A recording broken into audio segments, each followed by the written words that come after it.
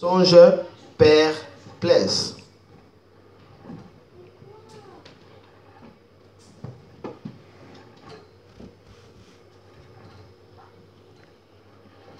On a vu la première sorte de songe, c'est le songe des occupations, des pensées, des soucis. Deuxième songe, on a vu le songe des songeurs qui vient par les agents des ténèbres.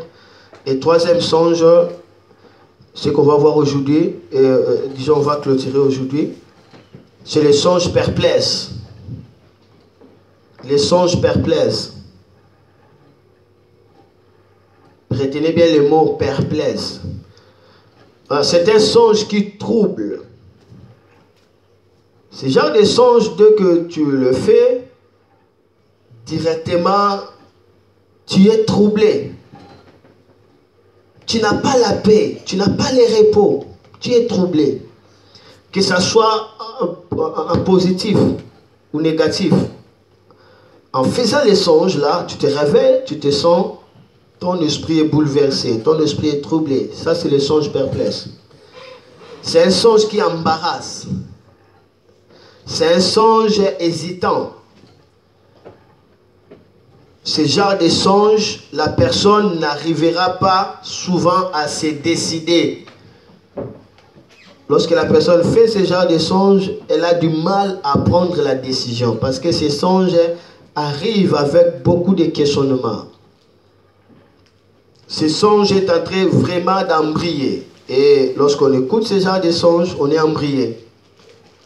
Lorsqu'on voit ces songes, on est vraiment embrayé. On n'a pas la paix, on est troublé. Ça, c'est un songe qu'on appelle le songe de perplexe. Le songe perplexe. Et il a plu au Seigneur de découvrir ce genre de songe. Amen. Et ce songe aussi laisse des confusions et suscite beaucoup de points d'interrogation. Et parce que ça suscite beaucoup de points d'interrogation, ça peut provoquer la peur, l'agitation de l'esprit et l'absence du calme. On n'a pas le repos après avoir fait ce rêve.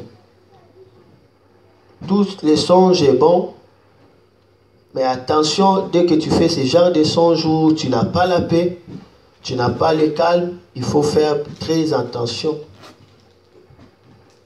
Souvent, ce genre de songe annonce des événements.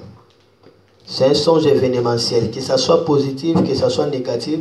Tout songe que tu fais, dès qu'il n'y a pas la paix, il y a l'agitation, il y a les troubles, il y a des inquiétudes, ça laisse des points d'interrogation.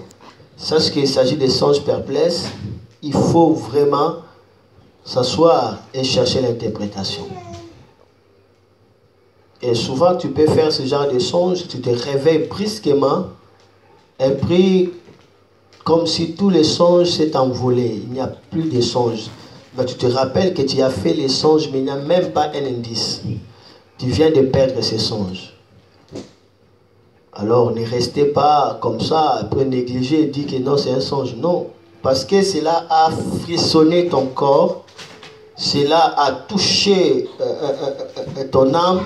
C'est qu'il y a un grand message, il y a un grand événement derrière ce songe. Priez le Seigneur. Restez calme jusqu'à ce que tu vas recevoir, tu vas revoir encore ce songe. Et souvent, beaucoup de gens aussi perdent les songes par leur manière de dormir et leur manière de se réveiller. Il y a d'autres personnes, ils dorment brusquement et ils se réveillent aussi brusquement. Il y a plus de possibilités de perdre les songes. Lorsque on s'endort brusquement et on se réveille brusquement. Donc il faut dormir comme on est en train de décoller petit à petit, c'est important. C'est-à-dire dormir calmement dans la présence de Dieu et il faut se réveiller aussi calmement, pas de manière brusque, pouf, tu te réveilles. Il y a certaines personnes qui se réveillent brusquement. À se réveiller, il ouvre les yeux directement. Il saute. Non. Il faut se réveiller calmement. Tu es en train de réveiller le main, le conscience petit à petit. Calmement. Après, tu te réveilles. Après, tu es là, tu es réveillé, mais tu continues encore à fermer les yeux, mais tu étais déjà réveillé.